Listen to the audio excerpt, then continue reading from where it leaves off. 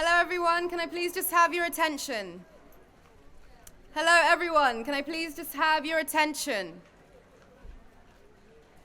Together we stand in solidarity with everyone fighting against injustice and inequality. Together we will all fight this fight, and together we will make sure our voices are heard.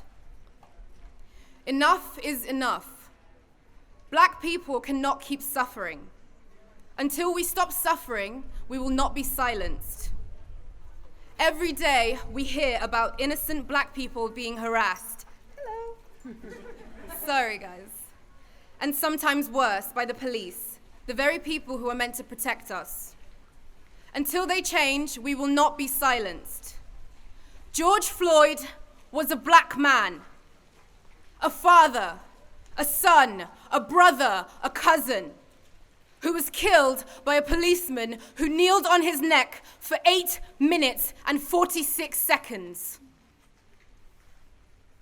At our in-between point, we will kneel and we will pay homage to George Floyd for those 8 minutes and those 46 seconds. I hope every single one of you will take the time to listen to every single person that stands in front of the mic today. Because enough is enough. Until Black Lives Matter. Thank you.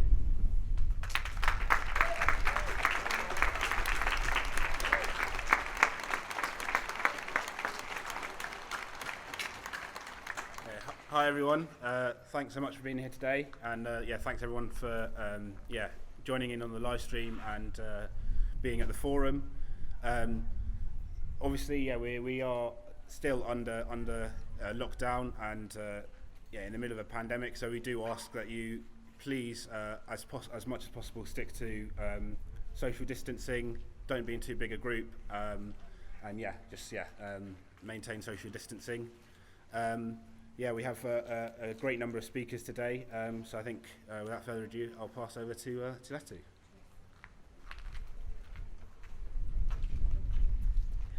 George Floyd, say his name! George Floyd! George Floyd! George Floyd! Say his name! George Floyd! Say his name! George Floyd! George Floyd! George Floyd! George Floyd! George Floyd! Say his name! George Floyd! Say his name! George Floyd! George Floyd!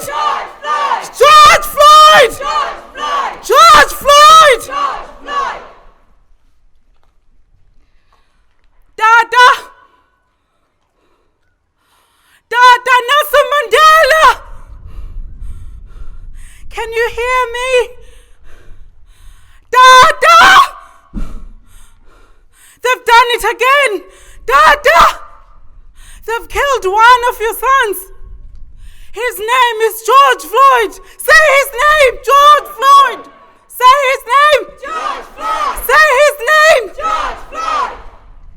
Dada, after 500 years of systemic oppression, you told us to forgive them. Dada, we forgave them, but nothing has changed. Dada, can you hear me? Can you hear our pain, our anguish? Dada, Martin Luther King, can you hear me? Can you hear our pain, our anguish? You said only love can drive out hate. We loved them, Dada. We loved them, but it's not enough. Dada! Can you hear me? Can you feel our pain? Can you feel our anguish? Dada! I am here to give hope to all black children. Dear black child, you are not alone. I come as one, but I stand as 10,000. As a black child, I come as one, but I stand as 10,000. Dada! What must we do now? We forgave them. We gave them our love, but it's not enough. Things remain the same. Dada! black child, blackness is a badge of pride and honor. Embrace it. Dear black child, blackness is a badge of honor and pride.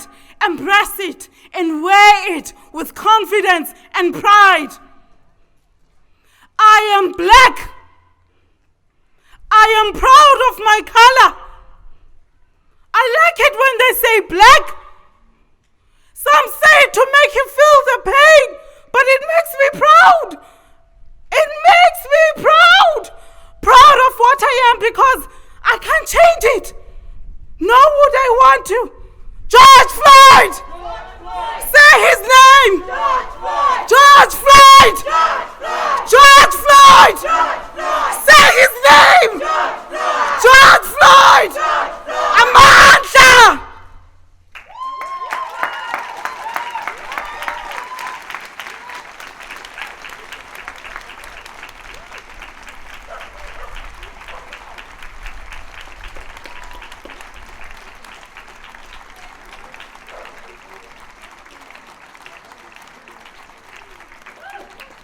Thank you, and Leithu, from the bottom of my heart, thank you.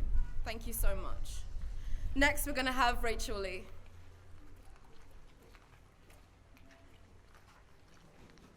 Hello.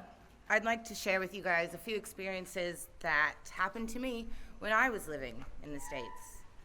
In 2006, I moved to North Carolina. It was my parents' first home after my father retired from the military after 26 years. So it was in a nice neighborhood, a nice home, maybe too nice.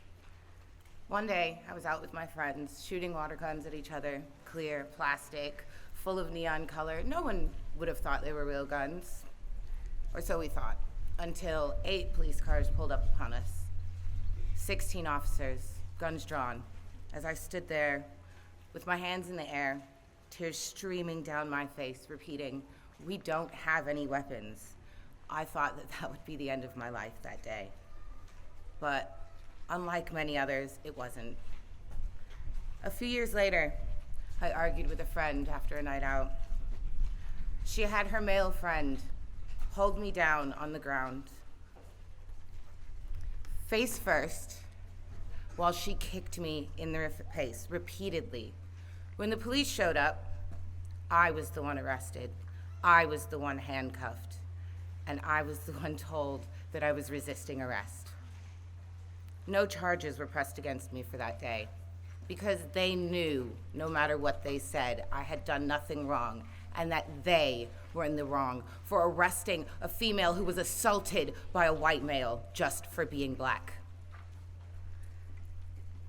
The truth of the matter is, if these 2 incidents had happened last week, last year, would I be here today to tell you about them?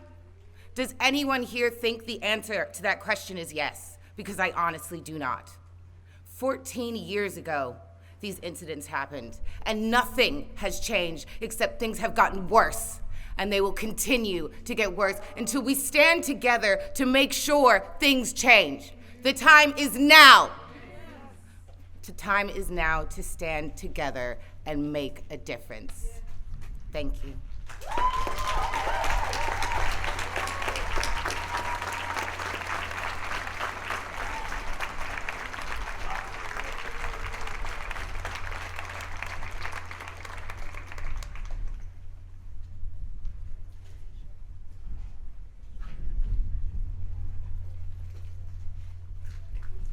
Thank you for that, Rachel. I think, now we've seen kind of demonstrations all over the world crying out the harrowing last words of George Floyd, and I think, I'd like to now repeat those just so we don't forget.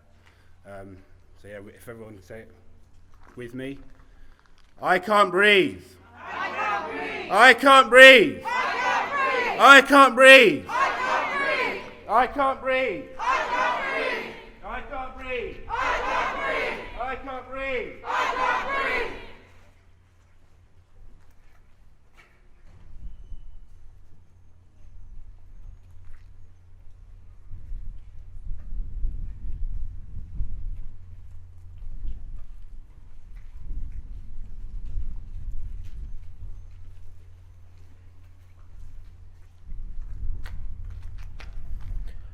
Hi, I'm Aaron. They just said for me to introduce myself. Sorry. So I'm just going to share with you a few words. But first of all, I want to start with a poem that I wrote, something that was very personal to my heart that I wrote several days ago. So it says, "They protest our protests. God, I am so sick of this, because they change the narrative and they make us seem villainous. I tell you, Black Lives Matter, and I've seen people's hearts can be filled with wickedness. So let me be clear, all lives matter.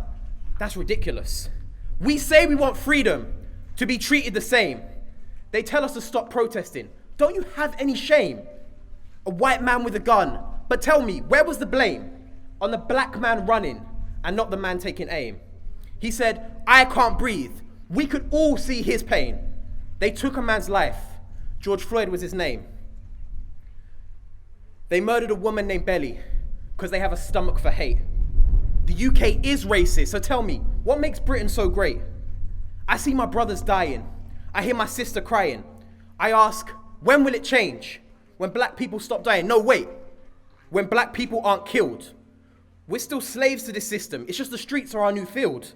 In the UK, the USA, it doesn't matter where. Black people aren't treated the same as the skin that's called fair. Or should I say fairer? Well, I don't really care. Because these are the same kind of people that sent a black boy to the chair. He was 14, innocent, his life taken away. That was in 1944. Tell me, how much has really changed? White privilege is real and black people are suffering. You tell me I don't see color? Well, that statement's too puzzling. Just open your eyes. Don't continue to be ignorant. Because if you had the same skin as us, you'd definitely be saying different. So I'll continue to speak up for the black blood that has been shed. Black lives matter, and that's all that needs to be said. So I need people to understand me when I say this. We are tired. We're tired of injustice. We're tired of intolerance. We're tired of those people who remain silent at times like these. We're tired of racism, racial biases, discrimination, and a system that has oppressed us for far too long now. I am tired. I'm tired of having to hear my sister on the phone crying to me because she doesn't understand why we all can't be treated the same. I'm tired of knowing that my mum is out there constantly worrying about me every single day just because of the color of my skin. I'm tired of having a panic attack every single time I see a police or I drive past a police car, even though I know in my heart of hearts I've done nothing wrong. George and Belly are just the latest in a far too long list of names that have been mistreated by the system. A list of names that honestly, one too many times, I have felt like I could be next on. And sadly, that list consists of many names that we know, but even more names that we'll never know. And my heart breaks every time I hear a new name. One thing that really got to me the other day was I was looking at a news story for Belly, and there was a picture of her. She was wearing traditional attire and taking that selfie in only the way that aunties know, you know, that angle. And it made me laugh for a brief second, but then I started to cry. And why did I cry? I cried because I pictured my aunties in that place, taken away from me because of the hate of somebody else. It's not fair that I and so many other people have to live with this constant thought in the back of our heads of, could it be me next? Could it be somebody I know next? My friends, my family? It's not fair that we have to start dealing with trauma from a young age, far too young age. We've seen far too many little black girls on Twitter recently protesting out there. It's unfair. It's not fair that the color of our skin is different and that means that we should be treated different. It's not right and it's not fair. And to those who would tell me that the UK isn't racist, like Dave said, the least racist is still racist. Over the past 3 years I've spent in Norwich, I've really come to appreciate the beauty of this area. I'm a city boy at heart, but I found myself loving, becoming quite fond of this area. However, my experiences here would tell you differently, because I haven't had a good time. Some of my worst experiences of racism, racial discrimination have occurred in this very city. Examples would include me being out in city centre and being called a racial slur in front of everybody, or being on my own campus, UEA, where I'm supposed to feel safe and being racially profiled. So I would ask you, is the UK really the least racist, or is that just your ignorance speaking? I'm aware that other countries have problems. Other countries do have problems. Yes, police in America have guns, and that means that they out there are even more in danger. But the police kill us with their hands here as well, so don't get it twisted. It can be just as bad here. What I need people to understand is that discrimination against black people is a global issue. And first and foremost, it's a problem for white people, because how do you expect us to fix a problem that we never caused? We find ourselves right now at a crucial moment in time. We're really on the precipice of change. Over the past few days, we've heard and seen many great achievements, including including all 4 officers being charged in the murder of George Floyd, and they reopened and reviewing the case of Belly. And I know for many of us, we've been shouting from the top of our lungs, me included, and we've been working non-stop. And although we may be very tired, although we may feel weary, although it may feel like, this is not going anywhere, we've seen change. And I encourage every single person here to not stop. Change is here now. But if we really want to see this change instant, and we really want to make real changes so that our future ancestors don't have to go through the same, then we need to carry on. It's not going to be easy. It's not going to be pretty. We've seen that over the past years, months, centuries, our entire history. However, it's what needs to be done. And I, for one, shall be making sure our voices are heard, because I'm tired of life being this way. Even now, as much of our social media and news and lives may be returned to some certain level of normal, or what we call normal in these times at least, we must continue to put black issues at the forefront, because Black Lives Matter. And it is so much more than just a hashtag trending on Twitter. It's a movement and an understanding that today cannot be the same as tomorrow. All lives matter will only be a statement when black lives truly matter. In the words of Kendrick Lamar, if God's got us, we're gonna be all right. Thank you.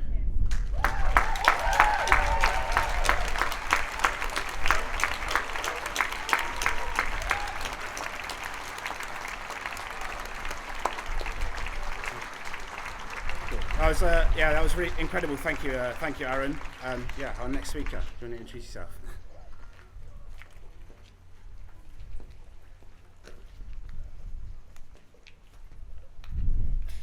Before I introduce myself, I want to make something clear. My name isn't really important, and to be honest, neither is yours. I know you have a name, but I don't care, because it means nothing. It may mean something to your friends, your family, but it doesn't mean anything to mine. And that may seem rude and that may seem unfriendly, which is the point, because although I'm talking to everyone, I'm addressing you. I'm talking to everyone, but I'm talking to you. You and I are so different, but we're the same. We share the same address, we share the same name. You may look at me and think, how are we the same? My answer is a simple question. Who am I to you? See, some of you may have met me, maybe you like me, maybe you hate me, but you're a part of everyone, and I'm not addressing everyone because I'm talking to you. You, because I know you can see me. In fact, I know you can hear me, but listen to my question carefully. Who am I to you? Some of you are still confused because you're missing the point, because I've already told you who I am. But here's a clue. My favorite color is yellow. I live in a flat with my baby. She's almost 1. Did you get it? Maybe I should introduce myself again. Hello, my favorite color is yellow. I live in a flat with my 1-year-old baby. Oh, she's almost 1. She's not quite 1. Did you miss anything? All this time I'm trying to tell you about me, and you still can't seem to see that I am you. I'm just a different version of you, because I have my story, but you have yours too. But is it too, because aren't we part of the same one reality? See, what makes us different is perspective. If we swapped shoes for today, and you lived in my life, and I lived in yours, you would see my perspective, and I would see yours. But let's be realistic. Everybody has perspective, but do you have empathy? Empathy transforms what is your opinion into our reality. Let me remind you of the question I asked. Who am I to you? Let me remind you of the question I just asked. Who am I to you? There are many answers, and before I introduce myself, I want to make something clear. My name isn't important, and neither is yours. I'm addressing everyone, but I'm talking to me. Some of you understand who I am is irrelevant. All you need to know is when you need me, I will be there. Not for everyone, but for you. Only for you. And I promise to empathize with you. I promise to look at your perspective and listen to your perspective. But so we're clear, My name isn't important because I'm your friend. I'm your enemy, I'm your teacher, I'm your neighbor. I'm everybody around you right now. I'm the one to your right, I'm the one to your left. I am you. Maybe not like you, maybe not look like you, but I am a part of you. I'm a part of your reality. Now let me introduce myself. I am unity, I am humanity. There is no me because it's always we. Whether you like it or not, we're all part of the same reality. Which means everything that affects me affects you. I'm white, I'm Hispanic. And some of you are looking at me crazy because you're just looking at the exterior. But I am white, I am Hispanic because I'm you. Don't let your eyes deceive you because of the black girl on the screen, because I said I'm white Hispanic because I'm you. Behind me, you'll find them. But don't for a second be scared, because I told you, we're united, so come and join us. This isn't about me, and if you missed it, this isn't about you either, because ultimately, it's about how we move forward from this. Next time you see me, let's sit down and talk, because I'm interested in who am I to you and who are you going to be to me. See, I wrote that the other day, and the point of it was about unity, because I feel like there's a lot of things to be said about Black Lives Matter, but there's nothing I can add to it that you haven't already heard. Everybody knows that black people are being oppressed. Everybody knows that all of a sudden there's been these scenarios that now we're all speaking out and we're all angry, but underneath that anger, there's hurt. Underneath that anger, there is a lot of pain. And it's so hard for some people to understand that, but all you need to understand is you need to empathize with me. Hence why I say I am you and you are me. I see your pain, I feel your pain because you are me. Everything that affects you will affect me. You as a white girl, me as a black girl. You as Hispanic, me as a black girl.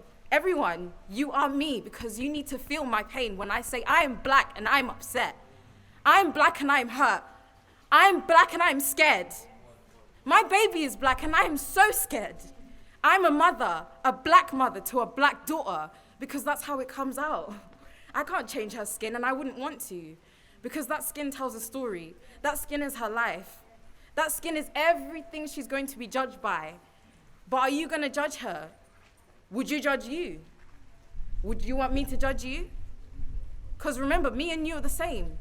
We're different, but we're the same. We may not look the same, but we are the same.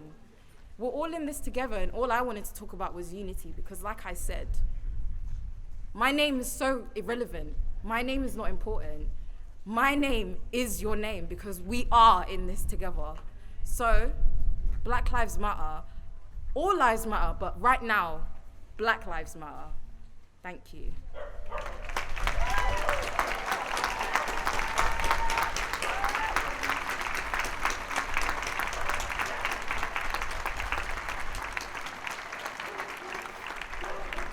Repeat after me. Black Lives Matter! Black Lives Matter! Black Lives Matter! Black Lives Matter! Black Lives Matter! Black Lives Matter! Black Lives Matter! Black Lives Matter! Thank you. Next, we're going to have Sophie.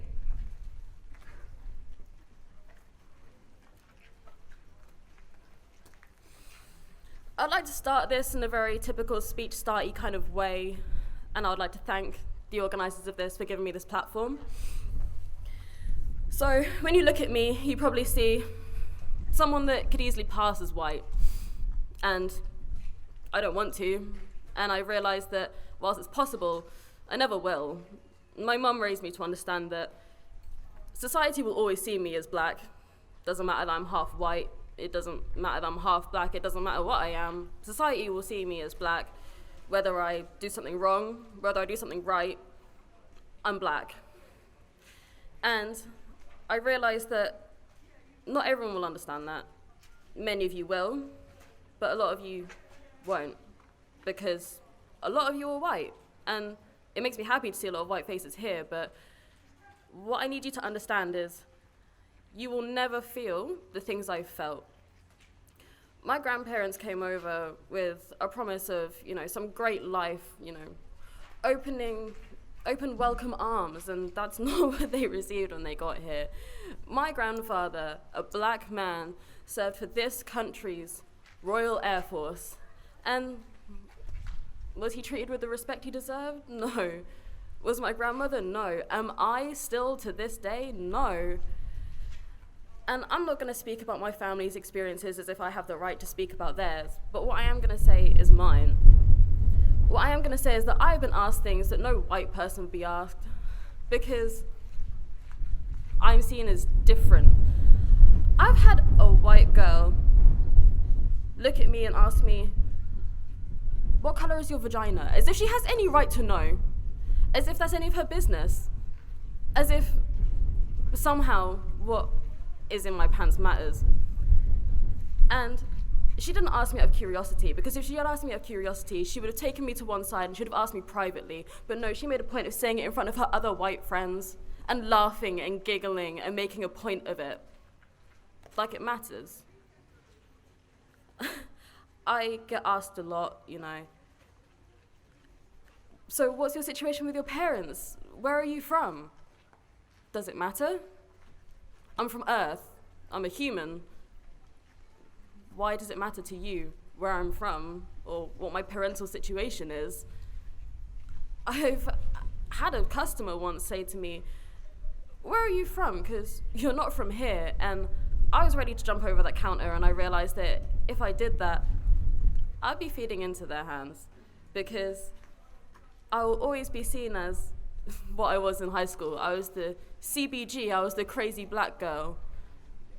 Because apparently that's okay to say that, and maybe I am crazy, but that's not because of my color.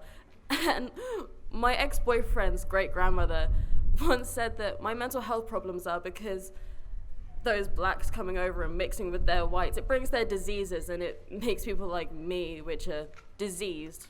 No, I have depression, I have anxiety, but that has nothing to do with my color. I mean, maybe to some degree it is. Maybe it's because I'm scared. But it's not because we came over and mixed. Because I see many of you who are white who have the same mental health problems, black, Asian. It doesn't matter about the color of your skin. It matters about what's up here and what's in here. Now, something scary is my also mixed race cousin once said, "Oil and milk don't mix." What the heck is that? Oil and milk don't mix. No. That's wrong. I'm living proof that that's wrong. So is she. So is many of my family. All of us here today are proof of that. Maybe it's more like Cocoa Pops and milk. Separate, both delicious. Mix it together, also delicious. What we are is all family. Now, some of you may know where this quote is from, and I would like all of you to repeat after me when I say this. In unity, there is strength. In unity, there is strength. Black lives matter. My life matters, and so does yours. Thank you for letting me speak today, and thank you for hearing me.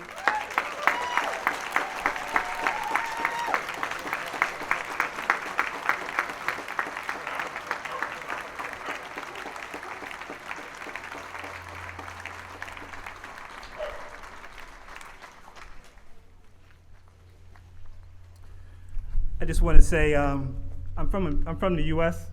I'm really glad to be here. I'm really glad to see everyone out here supporting what's happening over there, because sometimes we feel like people don't see what's happening to us. So I just want to say thank you, everyone, for being here. Thank you for the organizers for doing this. And thank you for allowing me to speak. I feel obligated to speak because maybe someone is listening right now who we have not reached. I do not want to preach or feel like I have to teach those who have no clue what they do or how it matters to us, but as all lives should matter, it's black lives that don't. And if you are listening, then maybe you are starting to see the reality that has become ours. Had a true glimpse of our scars. Only after a few days of watching black students being pulled from their cars, a black couple shot, killed in her home, one man choked, lynched in the street. That used to be the known practice. This is the policing of today, with challenges that named after us. Wasn't that in the past? Or how was that, you ask? Now you are appalled, devastated, surprised, you never knew. But racism is all around in everything that you do, not. Like not correcting it when you hear or see it. Like not teaching it's wrong to your kids when they reach the ages or different stages to understand that those actions weaken and enrage us. You ask, how do we feel? Are we okay? I am supposed to say yes. Though each day I am stressed because my daughter is in the U.S. and may encounter police and not pass their test. A test that you, who I am not preaching to, never study for. And no matter how high we try to score, we keep seeming to fail with our lives. It is very easy to try to appease me with questions and concerns that ease me. But unfortunately, those words fall upon my numbness, my incapacity, to see past the audacity of the behavior witnessed worldwide to respond accordingly because it hurts. And the walls I have built around me to protect myself are beginning to weaken. My not speaking appears alluding only to unhappiness or sorrow, but really I am just trying not to borrow or distract attention from needing it obvious. My experiences are a testimony to the many that many have heard, but still the absurd can occur in broad daylight with no change in sight, not even a blur. So those who fight act with despair. But what's the purpose of civility if the civil don't care? We are tired of keeping calm, singing the song and dance, but never truly feeling the romance of countries filled with the promise to enhance our lives. Oh, we had a black president once. But do you realize the pain of watching one of your own finally break the chains and being attacked because of the intelligence, articulation, and the reasoning he didn't lack? Or the fact that my son had to have his innocence undone because even living in another country where it's taken away from his fun, we had to have another talk because he could be another one who could make it to the top. But what good will that be if that madness does not stop?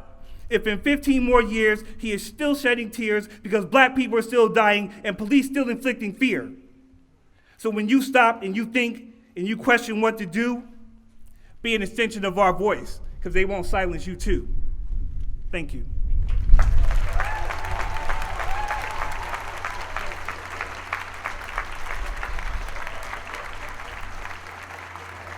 Thank you, Clifton. Next up, Myles.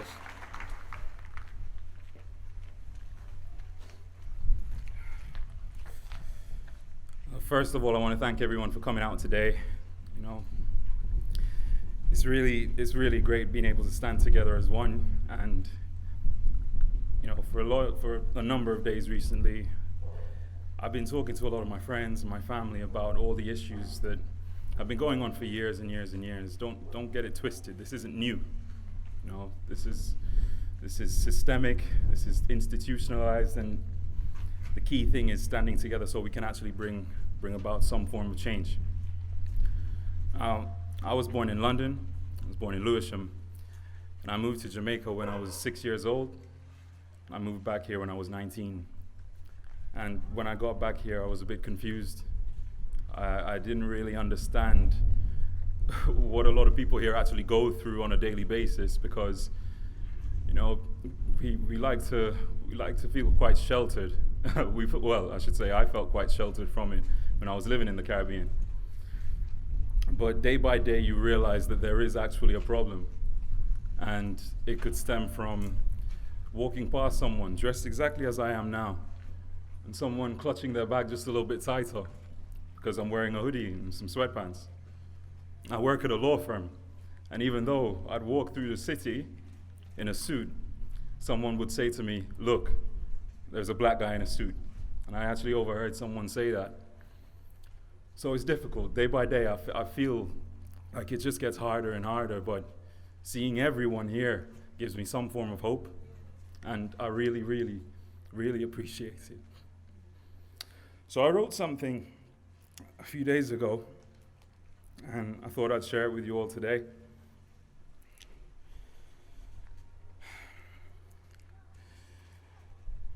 Is it the land of the free and the home of the slaves? Please do not misunderstand. My brothers and sisters walk without chains. They are the ones who are enslaved by misconceptions and misplaced stereotypes, looking at black men and women and not realizing that it is a constant fight for us to break their chains, those links which connect them to centuries of generational hatred. So we fight on. And as the bullets strike each of our hearts and our men and women are left breathless, do not put us down when we stand up, even if you won't. Yes, we stand tall knowing we are damned if we do and damned if we don't. Thank you.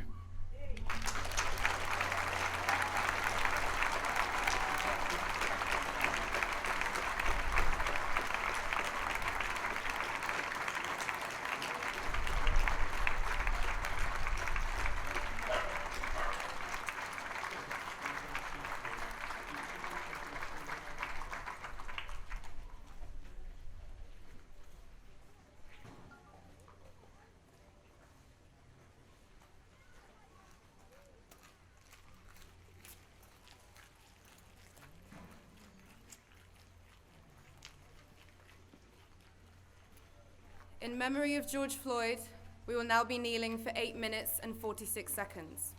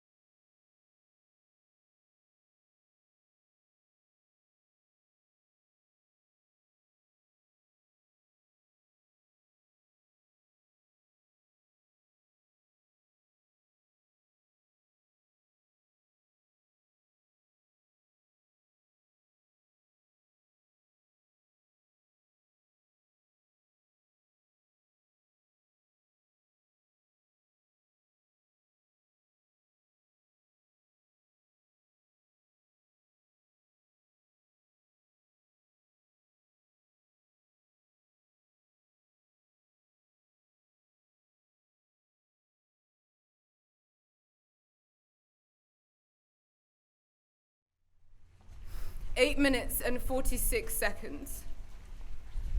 Most of the time, I feel so angry. I feel so full of rage, so full of disgust. But most of the time, like when we just observed those 8 minutes, I feel sadness. I feel sadness that a man that looks like my father could have been attacked by a policeman just for the color of his skin. This is not okay. It will never be okay. Those 8 minutes and 46 seconds you just gave up of your life, he will never have again. So many black people will never have again. I need you all to listen as I stand in front of you here, that this is not okay. This cannot keep happening. I will never stand here and watch racism unfold before my eyes and do nothing. Every single one of you should do something. As white people, you have privilege. You have a privilege I have never had in my life. You have a privilege I have never experienced in my life. You have a privilege I will never have. I will never have it. Because this is the system that was built. This is the system that was built by people that look like you. It's not just my responsibility. It's not just the responsibility of all the black people in this fucking space. It's all of our responsibility. Do you hear me? Do you hear me? Yes. Do you hear me? Yes. Black lives matter. Black lives matter. Black lives matter. Black lives matter.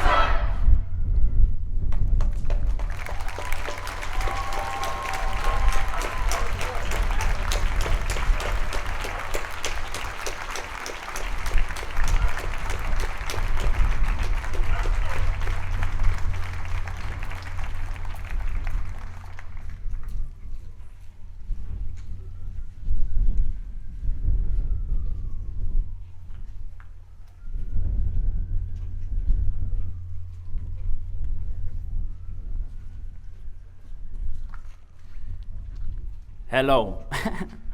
I just came from Chapelfield actually, and it's very interesting to see the turnout. By the way, I'm not a scheduled speaker, so if I do mess up, please go easy on me, alright? I'm trying my best. We all know that the media scapegoats people. So whereas I love the energy and the approach that many of my black brothers, my black sisters, and my white brothers, my white sisters have taken of passion and screaming and shouting on the mic, which is valid, I want to be this media scapegoat. The calm, poised black guy that is causing no drama, no fear, no anger that could be replaced as passion. I thought a lot about over the coming days what it means to be black. And not black in the sense that I'm actually black, because if anybody didn't notice, sorry to interrupt you, I'm black, okay? I've been thinking about the difference between Malcolm X and Martin Luther's ideologies. The notion of not throwing a brick and the protest being the voice of the unheard, Mr. Martin Luther King, may God rest in peace. And Malcolm X's, bring it all down, okay? And I've been thinking which one's right. And I'm not gonna lie to you, for a while, I thought it was Malcolm X, which is dangerous. That's probably what the media will catch if they catch anything, eh? He said he likes Malcolm X. Sorry. This stems really from what happened in Chapelfield and from a story that I'm going to tell you. But one thing I want to leave in your head as a means of more vivid imagery is, I know some people here may have in the back of their head, I wish an All Lives Matter person came through. I want to give them a piece of my mind. Keep that thought in your head while I tell this. Now, the first thing is in Chapelfield, we were talking on the mic and someone did come and they were All Lives Matter and they came through and they said, F you guys, this doesn't mean anything. And then you got everybody, what did he say? Let me get him. I told them, don't take the bait. Because in life, we'll be faced with these problems and we can't take the bait. But it also stems from a second story, which gave me a more vivid and a more thorough understanding of what it means to approach and understand the differing ideologies from Martin Luther and Malcolm X. And that story is as follows. I was in Eaton Park around 17, 18 years old, and me and my friend Casey McKenzie were walking through the top concord, and a random Caucasian male shouted the M-word. I was youthfully optimistic, so I assumed that he wasn't talking to us. I kind of just, what did you say, sir? Whereas my friend was on one straight away. What did you say? Da-da-da-da. All that good London talk. You know how we be, people. All of that. What? Hey, hold my jacket. I'm with you. I'm not holding the jacket. You hold my jacket. All of that. And he wanted to fight him. Rightfully so, wrongfully so. Violence is the answer. Doesn't matter. He wanted to fight him. And I stopped him, which I never thought I'd do. And I stopped him because that's a prime example of winning the battle and not the war. If we'd battered him, and even though I look quite skinny, guys, I can fight. Okay? This jacket's tight, okay? If we had battered him, we would have perpetuated that story. He's racist. And we would have perpetuated that story because he would have just told the same story to his friends. He wouldn't have told the bit where he called us the M-word. He would have said, these couple black boys, they jumped me. All right? The best cure for ignorance is knowledge, right? Would have jumped him. I spoke to the gentleman and I said, what's going on here, sir? Why did this ensue? What did I do? I was just walking. I just wanted to get some McDonald's. I didn't mean to offend you, sir. And he began to tell me that he'd been robbed by 2 black guys a couple of days prior to that. Can I blame him for perpetuating that racism towards me because I'm black and he thought I was his friend? I mean, how many times do I get it? How many times all of us black people get it? Aren't you? No, I'm not, sir. My name's Kay. I'm not that person. I'm sorry. And it clicked to me finally what it means to be on both sides of the coin of Malcolm X and Martin Luther. And I'm not saying that one is right and one is wrong. I'm saying that we are all on the right side of history here. And we are not the ones that need to be fighting the battle. It's our journey and our now new quest to educate the others that aren't here because we already know what time of day it is. It's time for change. Okay?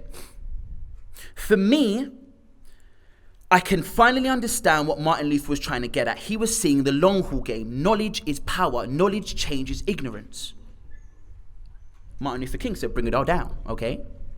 And that works. But I'm now beginning to understand it's a prime case of winning the battle and not the war. The war is ignorance, and we can't afford to take the bait of the All Lives Matters people.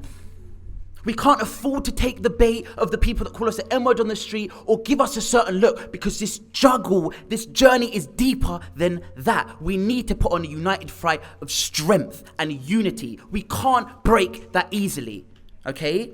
This Black Lives Matter issue is not a new issue, okay?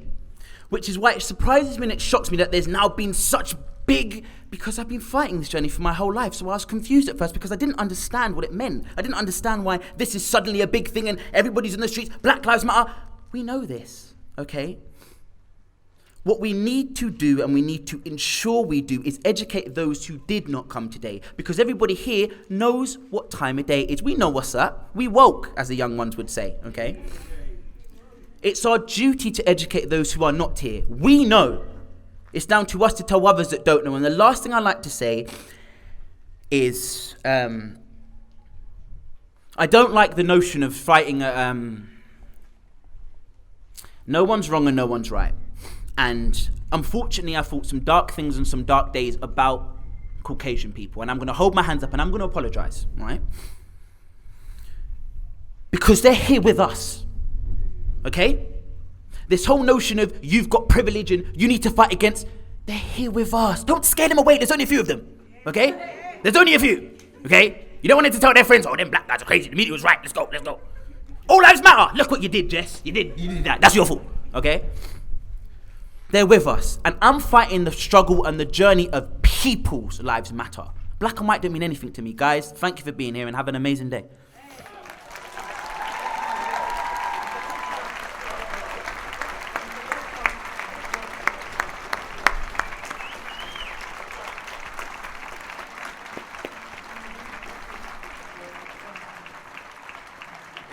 And I'd just like to take a moment before introducing our next speaker, just to say, like, I Yeah, I moved to Norwich like 5 years ago. I think I came to UEA from Streatham, where the legendary Santan Dave is from.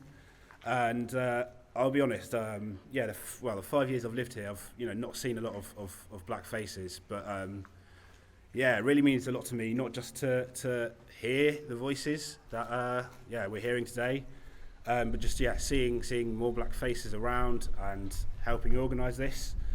As a few speakers said, I think this is really the start of something, of change. And it's also, so great for so many others to be here, to be, I'm sure, at the forum and around the city, and on the live stream. And it really makes us feel welcome in a city and a county which, is not too black or diverse. But thank you. And I'd like to pass over to Alec.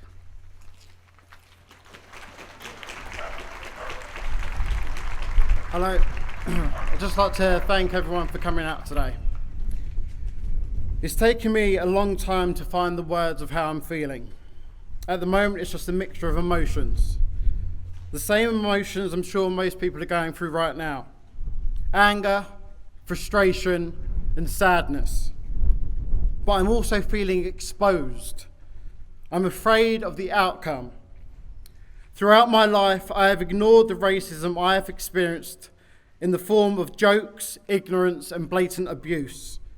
I've hid behind a mask of humour and a persona of not giving a damn. But no more. I have stayed silent and cried alone, and that is no longer an option. My earliest experience of racism was at school, when men and women of the British National Party rallied outside my school gates with placards and Union Jacks because they didn't want us there.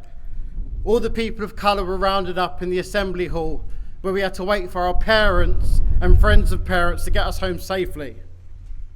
When you're at an age when you're still trying to understand the world, knowing there's people outside your school that might want to do you damage because of your skin colour was terrifying. Shortly after that, there was a time when I was waiting for a bus to go home from school. People on the top deck of the bus shouted "nigger" and laughed at me. Not one person standing by said a word. These two incidents are just a small example of the racist abuse we have to deal with. And you think we're jumping on a bandwagon. You think we're exaggerating. You think this is an American problem. I'm here to tell you it's not. This is a global problem. And I blame myself for not having the courage to speak up, for putting on a happy face and not educating my peers on how I feel. But no more. Before you make another joke about the colour of my skin, think about the people around the world that are dying because of that skin colour. Before you say racism doesn't exist anymore, open your privileged eyes and look around you.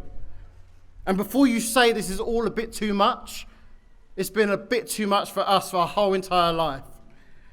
Please educate yourself and people around you. Don't be ignorant. Don't stay silent. Enough is enough. Rest in peace, George Floyd. Thank you.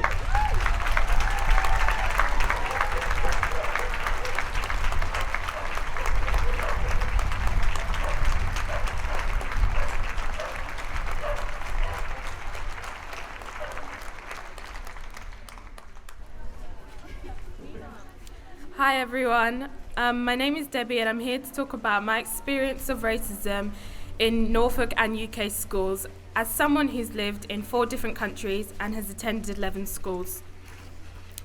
The frequency of racism that I received whilst attending a Norfolk school was disgraceful. For over a year, I received at least one racist remark, comment or action a week. This was not okay.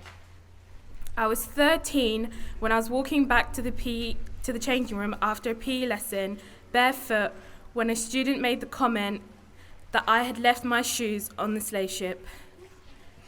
A comment that to so many of my peers seemed a harmless joke was actually something that cut deeply and that I will never forget. Later on that day, I was told by leadership that that student didn't understand that what they had said was racist. I was in an ICT lesson and we were doing research for a project, and a student had a picture of a monkey on the screen, and they turned around to me and said, "Look, that's you." These are just 2 examples of the many racist comments that I received. My brother was also 13 when a student carved his name and the N-word into a tree. The school's response to this was unacceptable, and they cared more about the tree than they cared about my brother's well-being and making sure that the correct action was taken. Can you imagine how we felt every time we had a racist comment from a student or teacher? I was in a lesson and we were playing a game online that gave money to an organisation in Africa. When I asked the teacher if I could play a different game, I was told that I, of all people, should want to play the game that feeds the starving Africans. On way too many occasions, I was made to feel degraded, humiliated, and hurt. My brother and I were the only 2 black children in this high school, and the message that we received was that Norfolk was unfortunately racist and that we would have to adapt and get used to this. What we should have been told was that we had full support and that when racist incidents occurred, the school would do their best to support us and make sure that the right action was taken to prevent it happening again.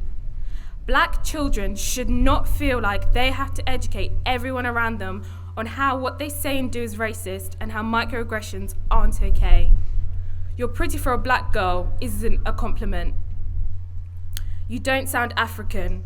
What does the typical African sound like? Because I can tell you that South African and a Nigerian might not sound the same. Getting an education whilst being in a racist environment is extremely difficult. How am I meant to achieve my best academically when the student sitting next to me says the N-word casually because they hear it in a song? When the teacher has made racist remarks whilst I'm in the classroom? When I feel like my blackness is an issue to the school? I know that these experiences have shaped me into the confident, strong, and unapologetic woman that I am today. But at that time, it was a different story, and my mental health was not okay. I also know that these experiences have shaped my mentality towards white institutions. Racism is not just saying the N-word, it's any situation where you act with prejudice towards someone else.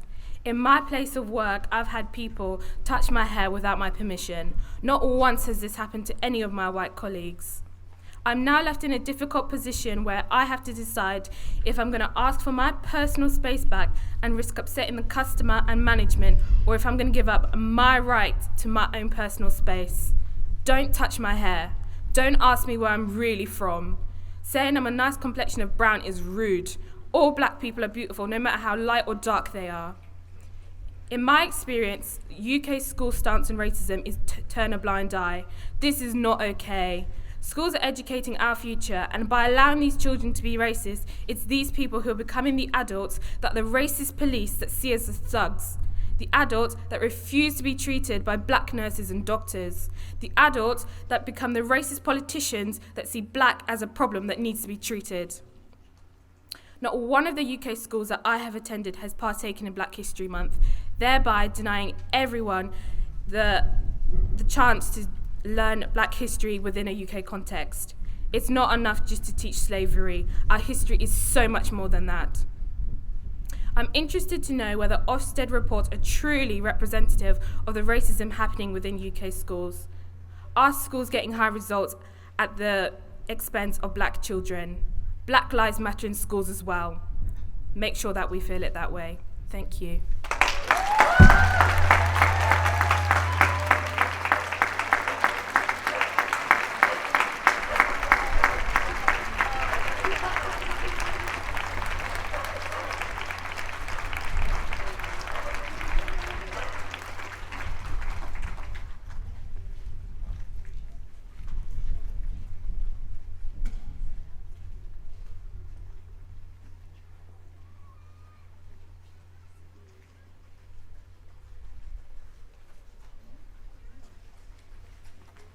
Next up, we're going to have Sophia.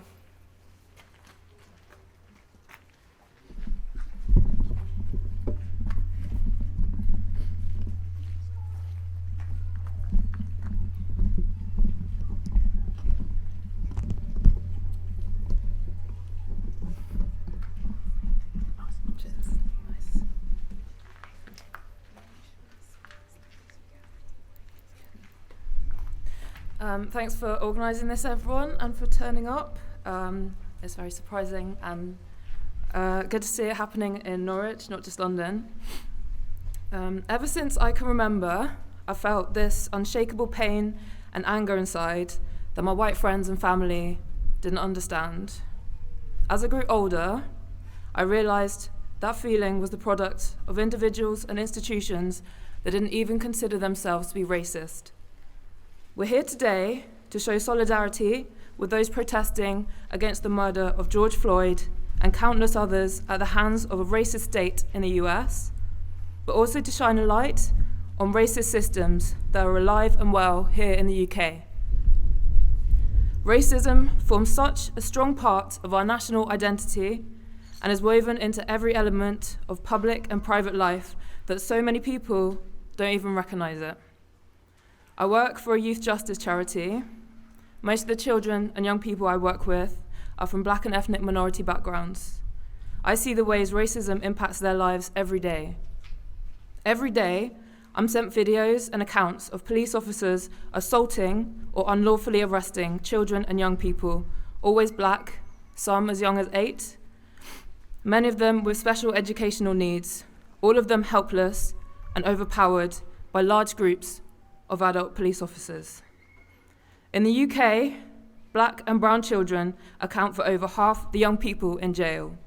Black people are twice as likely to die in police custody. Nearly 75% of the Met Police's use of tasers on children last year was on black and brown children. And this isn't just a London problem. In Norwich, black people are 10 times more likely to be stopped and searched than white, and 7 times more likely to be arrested. And the problem doesn't start or end with policing and the justice system. Black children are nearly 3 times more likely to be excluded from school than their white peers. They're poorly represented amongst faculty and are more likely to have their grades underestimated.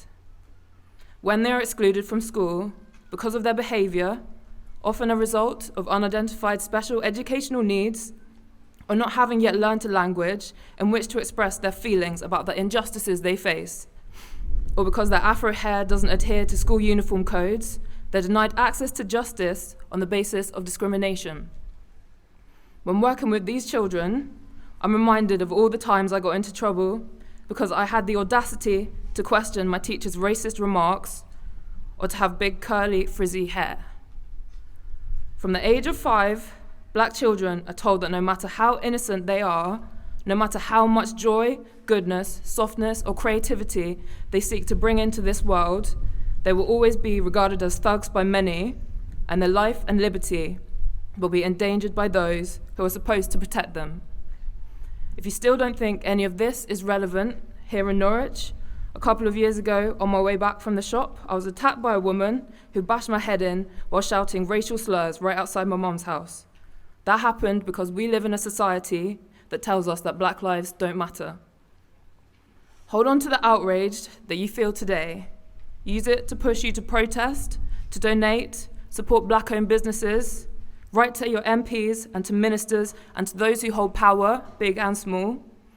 Call on them to stop selling arms that suppress peaceful protests in the US. Call on them to demand a public inquiry into the disproportionate number of black and ethnic minority deaths in this pandemic. To oppose racist immigration policies, justice for the victims of the Windrush scandal, decolonize the curriculum, to stop criminalizing black and brown children, and to put the fight against discrimination and racial injustice at the top of the national agenda. In day-to-day life, have those conversations, challenge yourselves, your friends, your family and colleagues, educate yourselves and never stop learning, and work to raise actively anti-racist children who will be part of the solution, not part of the problem. Thank you.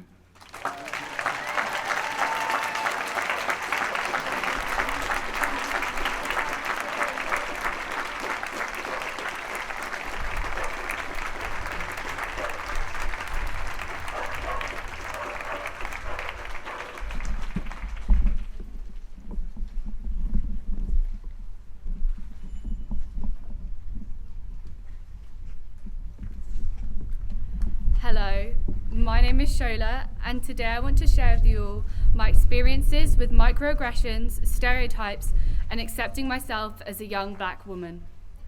To paint a clearer picture, I'll start off with discussing my race. My gorgeous mother is from the beautiful island of Mauritius, off the coast of Southeast Africa, and my father is half Mauritian and half English. My mother lived there for just over 20 years, then moved to the UK to be with my father. I was born in the UK, but I occasionally do visit Mauritius. If you know me now, I am very proud of my culture and heritage and love to talk about what it's like there. But it wasn't always like this. I grew up in a predominantly white neighbourhood, but I never really took notice or realised it. The first time I experienced racism was when I was 5 years old in infant school. I was eating my lunch with my best friend, and the older boy on the table said while laughing, "Your skin's the colour of poo." His friends started laughing too. This was the moment I realised that they didn't see me the same as my other white peers. I never noticed that I was different from my friends, my teachers, my neighbours. I never saw myself as different until that moment. The school dealt with it well, he apologised, his parents were informed, and that was the last of it. Until it wasn't. When I started middle school, it was bigger, slightly more diverse. However, I still saw myself as different. In the lower school, I experienced a couple of things. A boy told me that I rubbed poo on myself to make myself black. He and his friends just laughed. It was just a joke, they said. That same year, I had a few people ask me if I was related to the only other black girl in the lower school. Her skin was darker than mine, completely different hair texture, completely different last names. No similarities, just because we both weren't white. But I understand we were children, but I would have never said that to two white girls with the same colour hair. When it came to year 6, I remember auditioning for the talent show, and I decided to do a traditional Mauritian dance called Sega. It has origins in the music of slaves as well as their descendants, Mauritian Creole people. My friends were so supportive and cheered me on, but a few boys wouldn't stop whispering and giggling. It's one thing to have the courage to perform in the front of your whole year, but it's another to demonstrate a tradition from your culture, and then it be ridiculed. It was upsetting and painful. The same year was the first time I ever heard the N-word. Some boys on the table behind me were laughing at an atlas at the country Niger. I was clueless about what they found so funny. I asked one and they said, while laughing, "It sounds like the N-word." I asked him what that was, and he told me it was a mean word for black people. That was all I knew. That was all I'd ever heard. Then high school came around. I was exposed to all sorts of new things. There are a few more people from different backgrounds, but none in most of my classes. I constantly felt like I was the only one in the room. I'd get told I'm an Oreo, that I sound white, where are you really from, and that I'd speak good English. Someone asked me if I was Muslim and if I wear a thingy on my head. I guess she assumed all Muslims were people of colour. In history, when we talk about slavery, people would turn around. The same with of mice and men. When I wore my hair in box braids for the first time, the popular white boys shouted, "Rasta man," down from the window because I thought I was wearing dreads. No matter what my hairstyle was in, it didn't give them the right to say that to me. When I went into sixth form, only one thing really happened. A teacher, who I meant to trust, asked why there are so many diverse mixed race families on children TV and not many normal families. This made me feel so anxious as I was the only black person in the room, and finally seeing children TV represent people like me, my mother, my brother, my sister was amazing. So for my teacher to think this was abnormal was disgusting. All these comments and microaggressions made me feel small, like I didn't belong here and beneath my white counterparts. Like many other black people who grew up in predominantly white areas, I tried to make myself seem less like myself. I straightened my hair almost every day for 3 years. I let people make racist jokes around me, let them say racial slurs around me, as long as it wasn't said with an ER. tried to be more like my white friends, tried to dress more like my white friends. It took me a while to realize who I truly am, and what I would condone in the past was so, so wrong. When I was 15, I began to wear my hair naturally again, but it was quite damaged, so the curls were so undefined. Being the only one with curly hair in my household, through trial and error, I went on a journey finding products and tools that work well with my hair. I'm 18 and I'm still on this journey. I can't really pinpoint a specific moment when I realized my culture, my heritage, and my background is a unique and beautiful thing. That my natural curls are beautiful, that the color of my skin is beautiful. I've always admired the beauty of black women and their incredible hair, but I never ever included myself. Many black men and women are taught to hate the way they look. Many grow up hearing disgusting insults, seeing the lack of representation in the media, noticing the lack of opportunities they're given, being seen as less desirable. But now we need to uplift one another, admire and appreciate each other's beauty, because black is beautiful, no matter what they say. Thank you.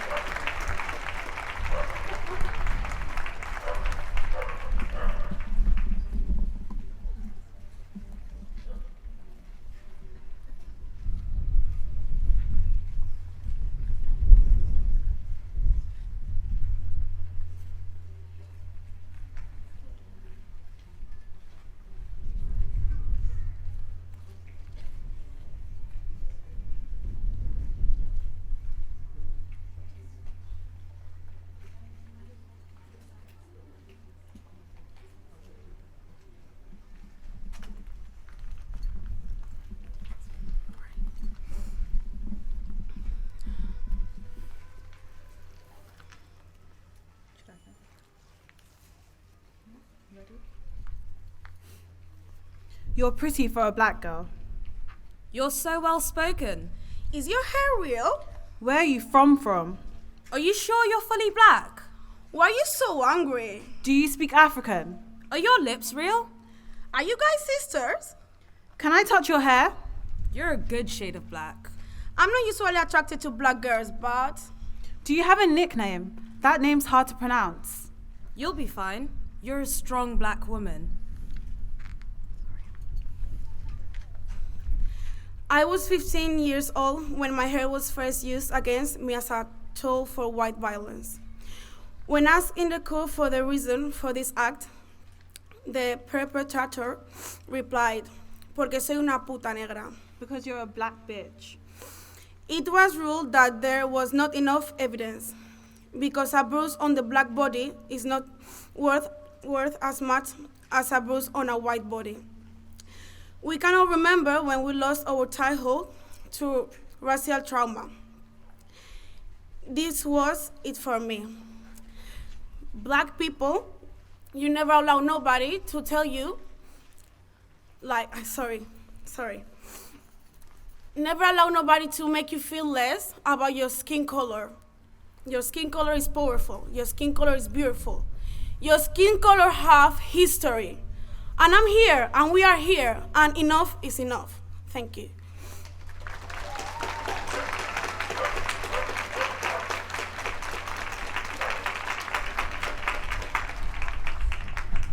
Why are you so loud? She's so aggressive.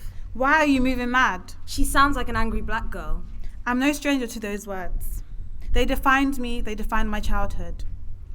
Dr. Chester defined microaggressions as subtle and non-verbal exchanges which are put-downs for black people. I choose to no longer let these words define me. See us, hear us, respect us.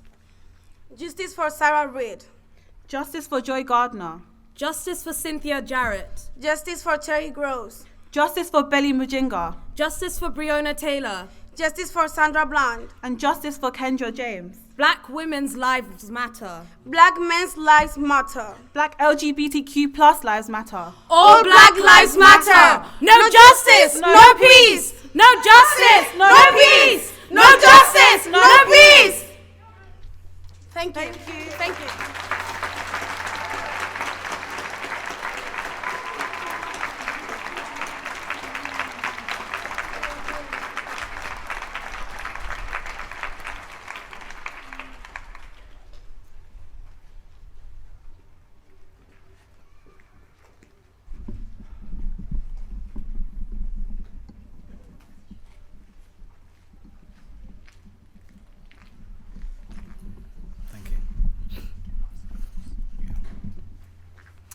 Good afternoon, everyone.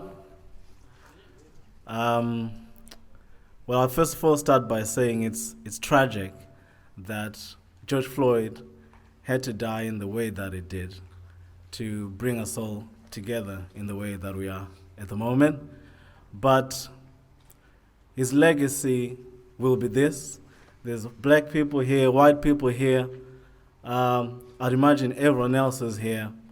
And this wouldn't have happened if the poor man didn't die. But it's hard to find the good in it, but that's life. So I'm going to read an excerpt from my book. It's called The Dichotic Dilemma, The Fabric of Life. It reminds me of a time when I was really facing, personally, the difficulties of being a young black man, not just in England, but in the world. And I'll read this excerpt, and then I'll explain a bit about it.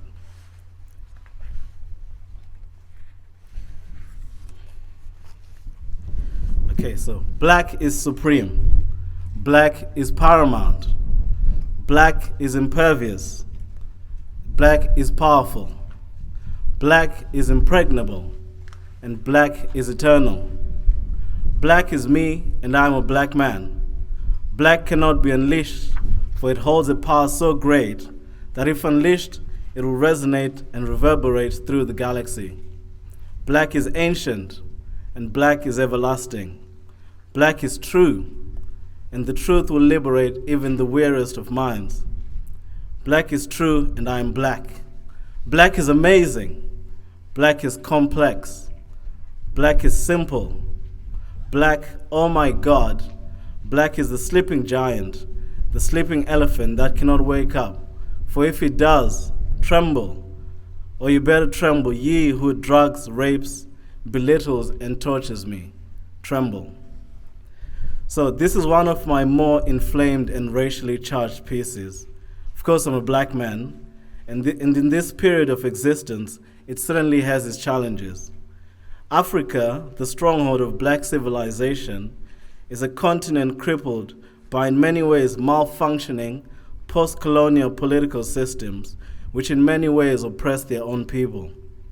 Relative economic strife and infrastructural vacuum, which means in many ways it's a continent or a group of people who could be forever struggling to catch up with the rapidly technologically progressing world. The black race for the large part of recent history has had its name and reputation systematically tarnished through a recent era of economic, psychological, and physical subjugation. Through industrialized slavery and systematic oppression, the black race has in many ways been the blood, sweat, and tears behind the infrastructural and technological advancement of the Western world. However, through civil pressure and change like here today, the industrial mechanics, a change in industrial mechanics, the period of industrialized large-scale slavery passed, coupled with an end of overt military, physical, colonial imperialism for the greater part of the last century. However, the byproduct of this has been the disenfranchisement of the black race with ghettoization and relegation to second-class citizenship throughout many parts of the globe. This also characterized through this period by years of systematic torture and social stigmatization and labeling that has left the black race with a less than honorable reputation by many accounts. This is what I'm writing against and emboldening my consciousness through this piece of writing. To be told you're something that every part of you tells you you're not. Thieves, beggars, the lowest strata of existence. Yet it seemed to be evidence, yet it seemed not to be evidence in the presentation. Yes, it seemed to be evidence in the presentation of the social stratification I was observing growing up. Yet that notion I just could not see in my family and in the people around me. All I saw were human beings. Now, the thing about a time like this, it can really inflame the passions and make people very angry. But what's more important for me is that the world actually sees this as an opportunity to come together, because racial difference divides us. That's what is done in society, in history, and has profited those who benefit from it. But at the end of the day, we're human beings, and the way that man died is truly unbelievable. And I cried, and I'm sure many have as well, and I feel emotional as I say it. No one should have to endure that just based on how they look like. So I suppose in closing, what I will say is, of course, Black Lives Matter. I know it's controversial to say, but indeed all lives matter as well. That's my position. And we have to meet somewhere in the middle, because we can't carry on living in the world the way it is today. Thanks so much.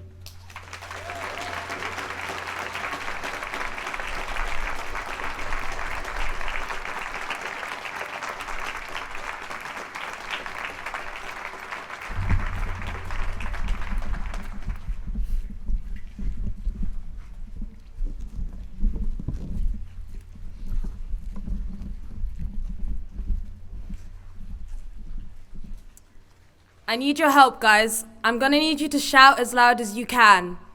Say her name! Breonna Taylor! Breonna Taylor! Breonna Taylor! Breonna Taylor! Say her name! Breonna Taylor! No justice, no peace! Say her name! Breonna Taylor! Thank you.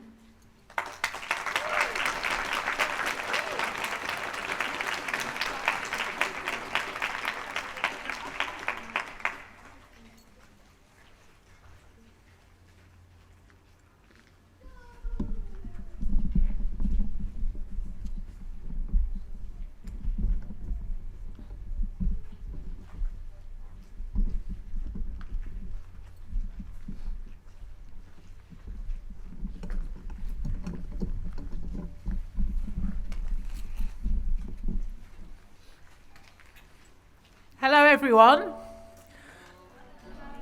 My name's Claire and I'm a lecturer at UEA. I started my working life as a journalist. I was a reporter for a newspaper in London called The Voice. It's a black community newspaper, and I was there in the 1990s, and I want to tell you about one of the first stories I covered. So one day at home, I was listening to the radio. There was a very brief item that came on the radio about a teenager who had been chased and had lost his life. That was the only information that I had. In the newspapers the next day, there was barely anything there, but I had a hunch that there was something that wasn't right, that there was more of a story to this. So I looked into it and went to see the parents who lived in southeast London. They were numb, as you would expect parents would be after the loss of their child, and they told me that their son had been at a bus stop and with his friends, and he'd been chased and stabbed, and that he'd been left in a pool of blood. So those parents were Doreen and Neville Lawrence, and that boy was Stephen Lawrence, whose name you all should know. I would like to say that there were lots of journalists who covered that case and that the newspapers were full of the story of the time, but that wasn't the case. It was only months later that the newspapers picked up on that story, the national newspapers. We'd covered it in The Voice. The reason why the papers picked up on it, the nationals, was because Neville Lawrence was doing some decorating work in the house of the editor of the Daily Mail, Paul Dacker. Paul Dacker ran the story, and the papers picked up on it. And the rest is history. We know what happened as a result. This story reminds me of the death of George Floyd, because very easily we might not know of George Floyd's death in the same way as we might not have known the name Stephen Lawrence. George Floyd, we know his name because lots of witnesses took pictures of the incident. lots of people filmed the moment in all its detail of a police officer kneeling on this man's neck for 9 minutes while he said he couldn't breathe, pleaded for his life, pleaded for his dead mother. There are lots of people whose names we do not know.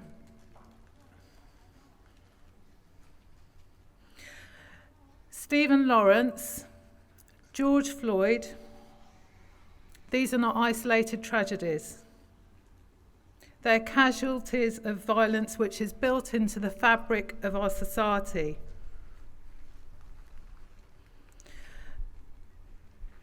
We live in a society which values black lives less than white lives.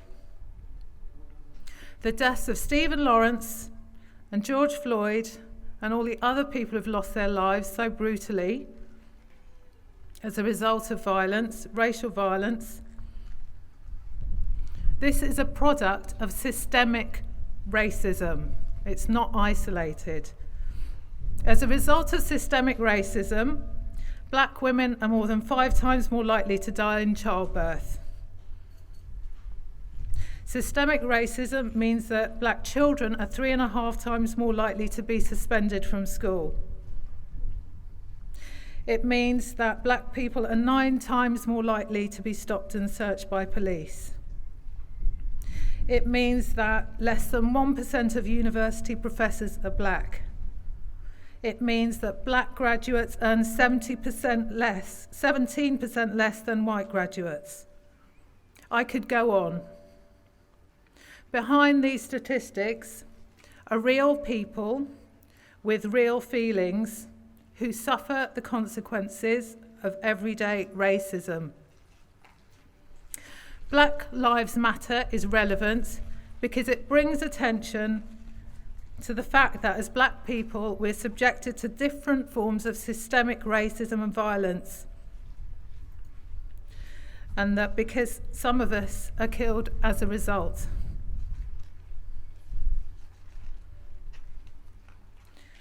We'd like to think that it would be nice to live in a world where all lives mattered and that we could just say all lives matter. Of course, all lives matter, but the fact is that at the moment they don't. This is why we say that Black Lives Matter. We will know that Black lives really do matter when our schools start to teach us about Africa as being a place where before empire there were these vast civilizations, and that people have sophisticated language systems, sophisticated learning systems, value systems. We all know that Black lives really do matter when history does not mean European history, philosophy does not mean European philosophy, literature does not mean European literature. We'll know that Black lives really do matter when a man in Manchester is not tasered in front of his child because he broke lockdown rules. Just the same way as a man in London who drove 250 miles across the country with his child in his car to apparently test his eyesight does not have a taser turned on him. We can either be complicit with racism, we can either go around saying, oh, well, it doesn't really, these things happen and, there are lots of terrible things that happen in society. We can go around resisting this, or we can actually do something about it. We can take action. And one of the writers who I really like, who I teach, is Toni Morrison, and she says, what can you do where you are? So I'd like to ask all of you, what can you do where you are? What are you doing to educate yourselves? What are you doing as a parent to ensure that your child knows about the world, the real world? A world which means that if they're white, that they're at the centre of this world, that they have particular privileges that don't affect, which black people don't have. What are you doing in your workplace? What are you doing in schools? What are you doing in universities? What kind of conversations are you having with your friends?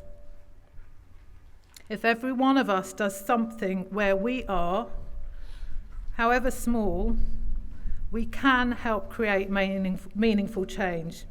We can help create societies where black lives really do matter.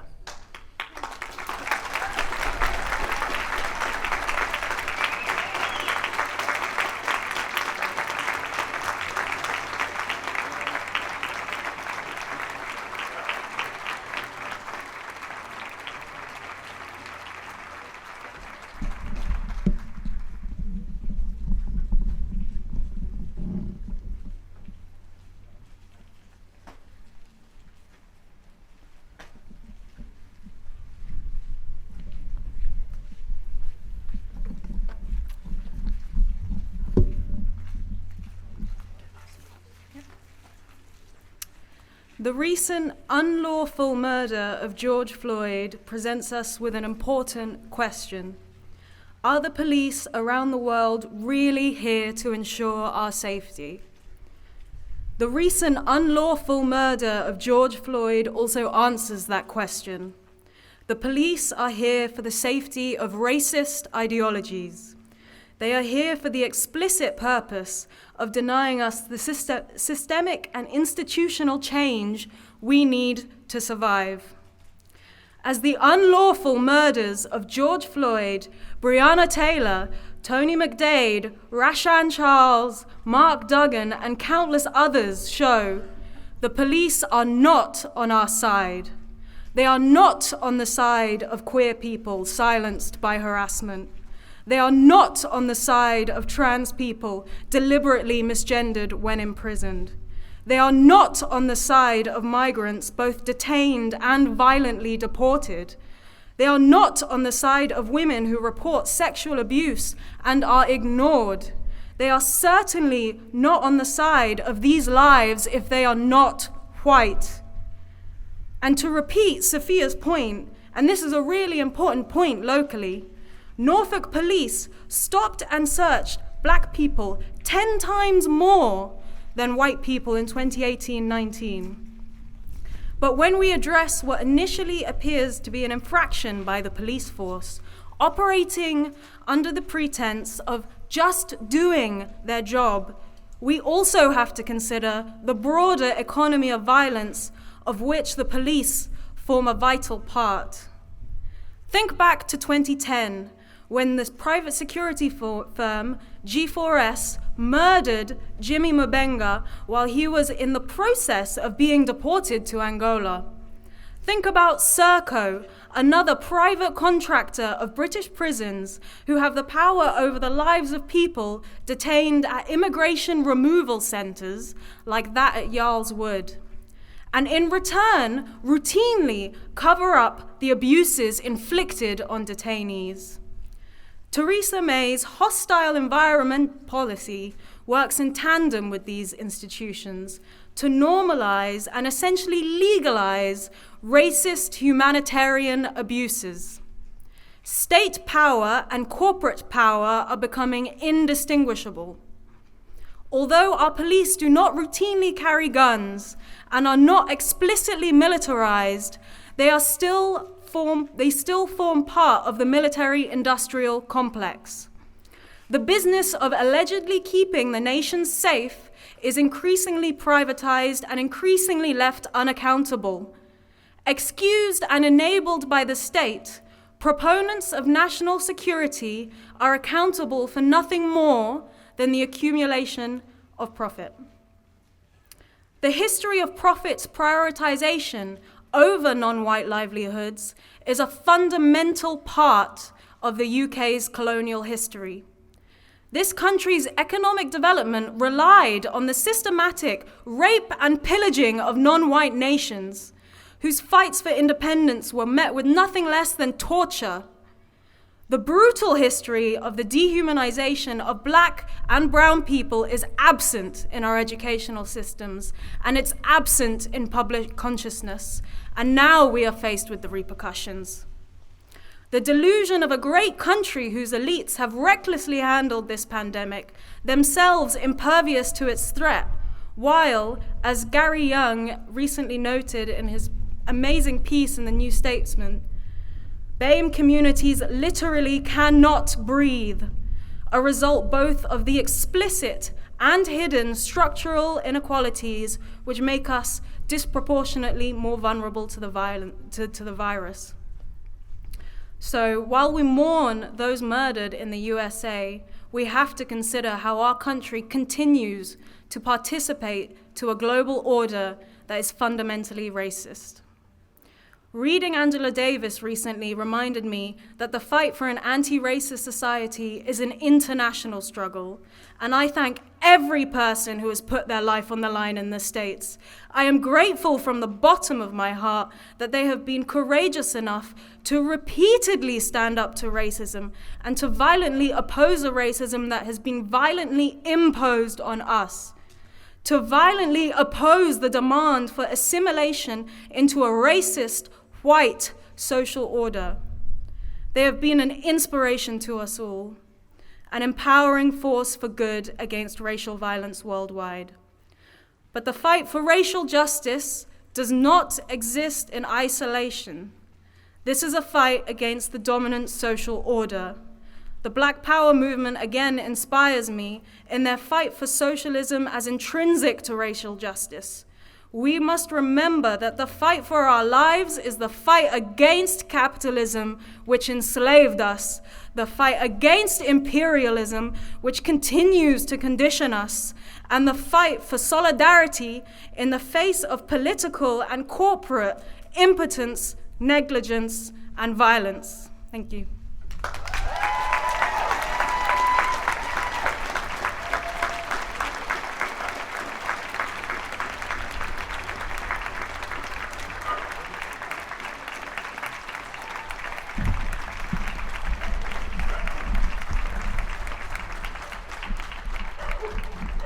Slightly lower. Okay, sure.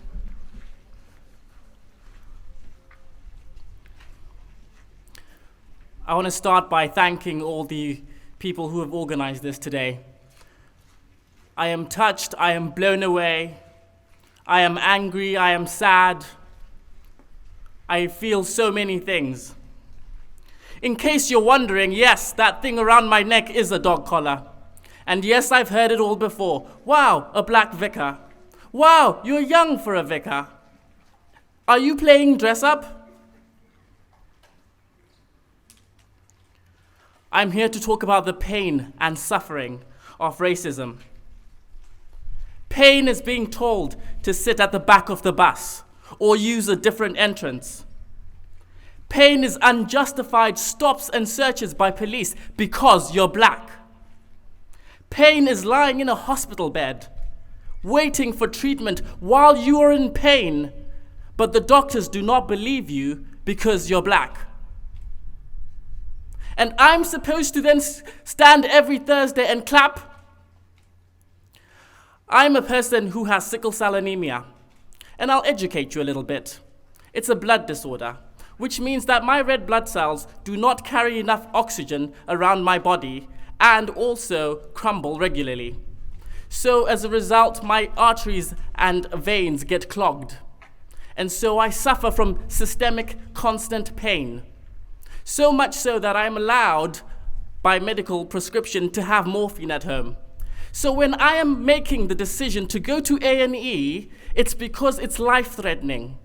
And I do not want to spend an hour trying to convince a doctor that I am in pain.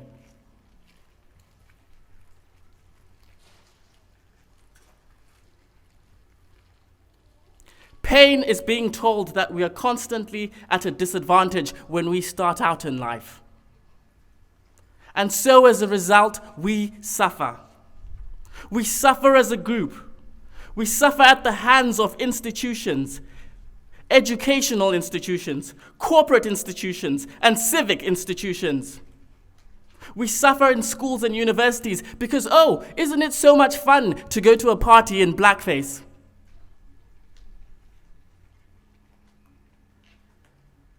We suffer at places of work where we seem to never get ahead. We suffer because we are picked on and bullied. and we suffer at the hands of the police and the government.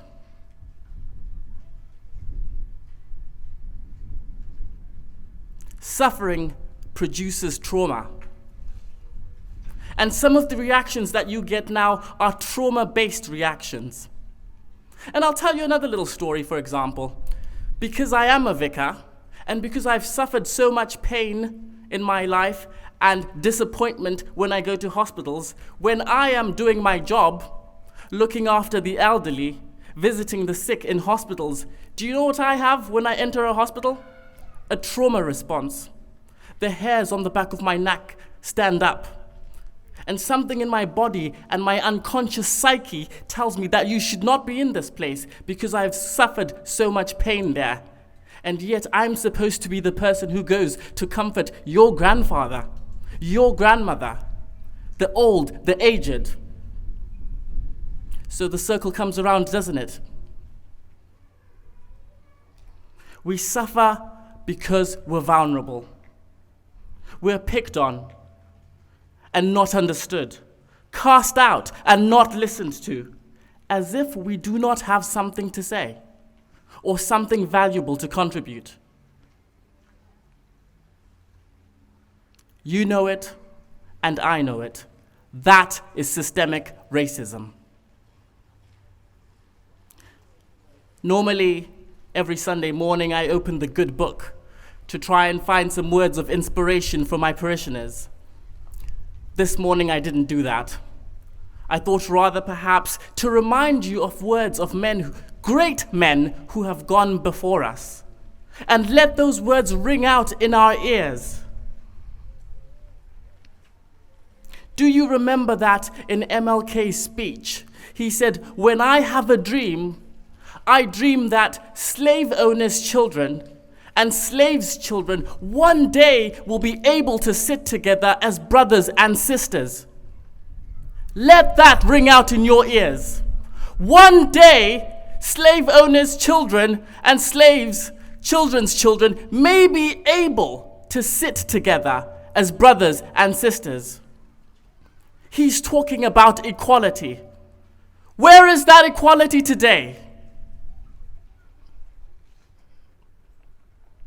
A man close to my own heart from a neck of the woods where I grew up. Nelson Mandela even said himself, "I fight against white domination. I fight against black domination because I fight for equality." Interestingly, and the irony is not lost on me, by the way, he also went on to say that anyone who changes their principles depending on who they are dealing with and speaking to is a person who is not fit to govern or to lead. And yet we have leaders who call women and children and men of different faiths terrorists.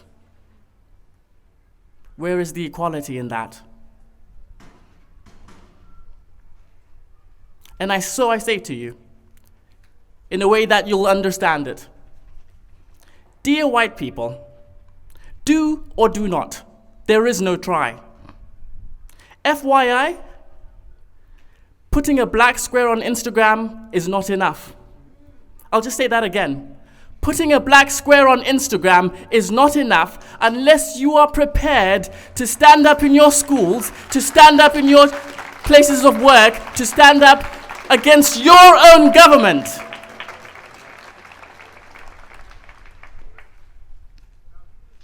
You must unlearn what you have learned.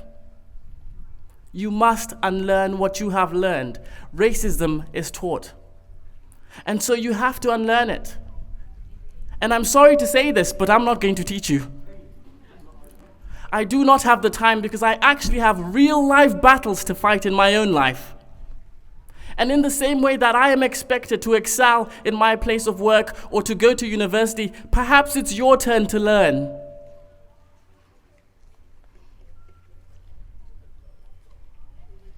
And pass on what you've learned. Pass it on. Knowledge has to be shared. Dear black people, tell your stories. because it is in the telling of each other's stories that we build each other up and the conversation keeps going. So dear black people, continue to tell your stories. And do not be afraid of the stigma of being called an angry black man or an angry black woman, because that is just another tool of oppression. You have to say what you feel. You have to contribute. You have to show up. Do not be afraid of the stigma. Say it as it is. And finally, I say this. Let your hair grow. Grow it out long, grow it out proudly, because you are beautiful. And let no one ever make you afraid. All men are created equal. God hates nothing that he has created. Thank you.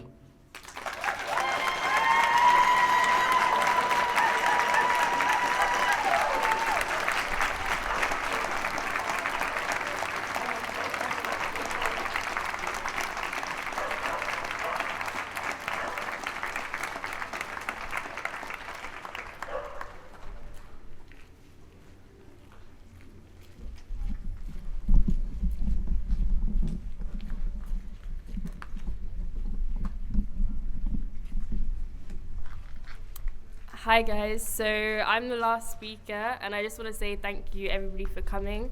I'm just going to share a poem with you called How Many Bodies that I wrote like in the wake of George Floyd's murder.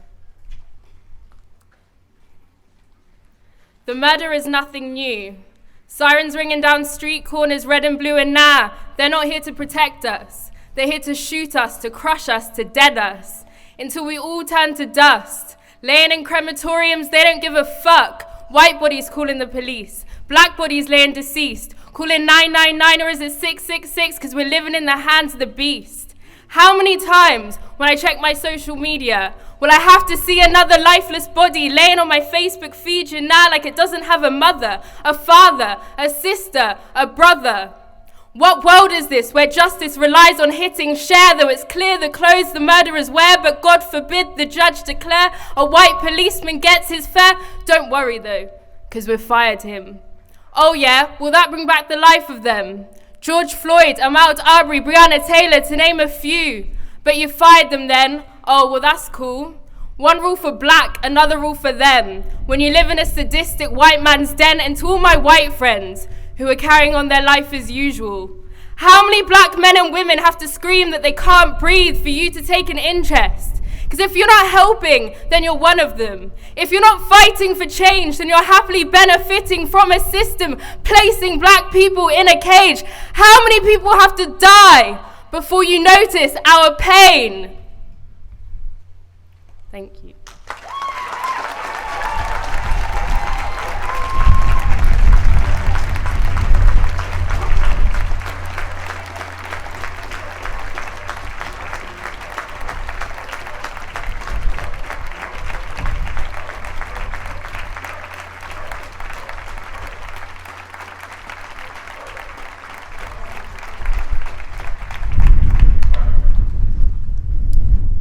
I just want to say thank you all so much for being here. Thank you all for taking the time to listen. I hope every single one of these speakers has resonated with all of you. There is nothing more for me to say. They've said every single thing I could have ever hoped to say, everything I've ever dreamed about saying.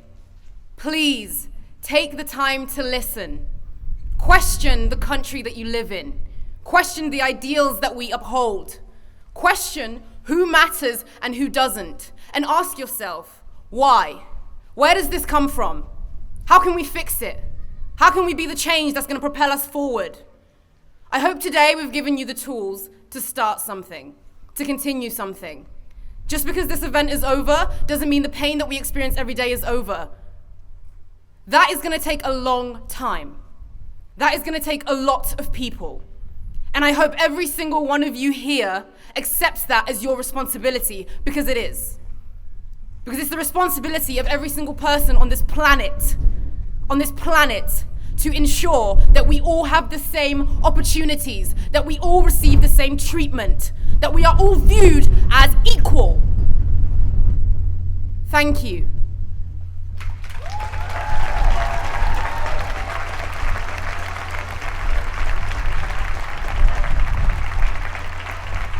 Silence is violence.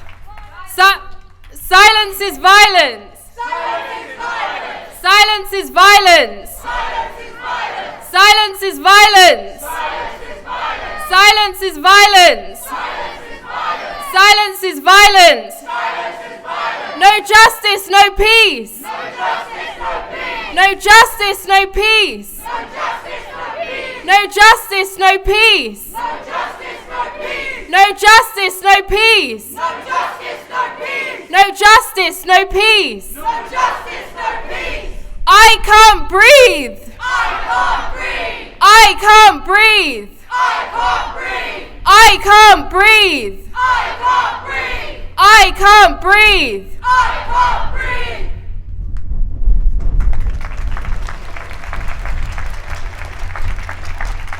Sorry, guys, can we just take a very quick moment to say thank you to everybody who's organised this, because they have been doing such an amazing job, such an outstanding...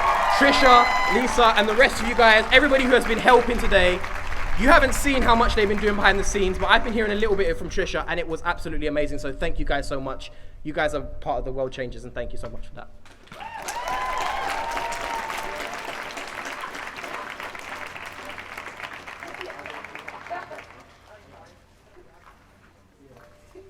Yeah, just to reflect on that, thank you, Trisha, thank you, Lisa, and there's a whole team behind the scenes. The guys been sitting here all day recording. Shout out to Jack, who's setting up the live stream. Kelsey and Tash, thank you very much. Rahul and Harvey, I'd like to thank as well. Tina over at the forum. Thank you to everyone here. Firstly, for coming and for supporting us. Secondly, for adhering to the social distancing guidelines. Shout out to the Eaton Park Cafe as well. And I'm hoping this isn't the last one. I think we're planning on doing more because as many people said today, it's a long fight and it's a constant fight, and it's all of our responsibility to carry on that fight. Thank you very much for coming, and please leave safely.